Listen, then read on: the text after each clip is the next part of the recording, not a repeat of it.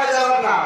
श्री श्री जगन्नाथ नाम संकीर्तन परिषद संगीत भवन भुवनेश्वर ओडिशा पुरी जिला सभापति स्वागत चंद्र परिड़ा और पुरी जिलार संपादक हृदानंद दास तथा गणेश ब्लकर सभापति प्रशांत गणजेना और संपादक विजय महाराज अनुरोध क्रमे कार्यक्रम नदिया कीर्तन मंडली घरसिया तरफर विश्व में जो कोरोना महामारी व्यापी से जगन्नाथ पाखे नाम संकीर्तन करने एथिपाई जगन्नाथ महाप्रभु आम देशर मंगल विधान करेंगे। जय जगन्नाथ। जय जगन्नाथ।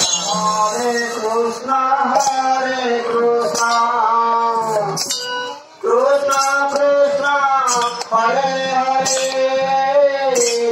हरे राम हरे राम राम राम हरे हरे